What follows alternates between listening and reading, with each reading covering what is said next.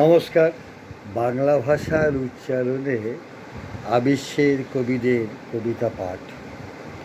করোনাকালের আগে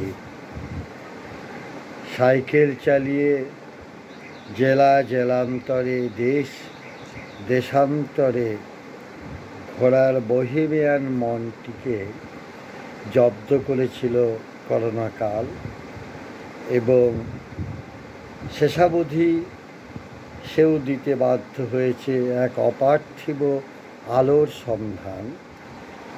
সেই সন্ধানে নিত্যদিনের অভিযানে খোঁজে আজ আমি পাঠ করব বাংলা ভাষার উচ্চারণে ২৪৯০তম ভিডিওটিতে পৃথিবীর ২৬৭৭ জন কবির কবিতা পড়ব। জেবুনেচ্ছা মুনিয়ার কবিতা আনন্দময়ী। কবিকে শুভেচ্ছা ও অভিনন্দন। আনন্দময়ী। আমার জন্য প্রকৃতি অপেক্ষা করে। ফুলেরা কিশোরী হয়, পাতারা দীপ্ত তরুণ,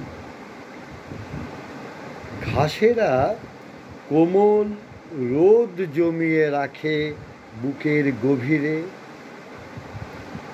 দিঘির দীঘল ঘাট জল ভরা চোখে তাকিয়ে থাকে পথের দিকে, জানে শুকনো পাতা মারিয়ে ঠিক ঠিক পৌঁছবো আমি।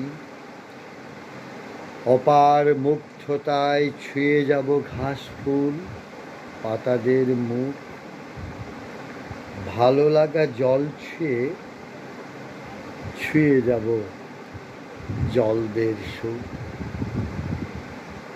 কবিকে আমার শুভেচ্ছা, অভিনন্দন, ভালোবাসা।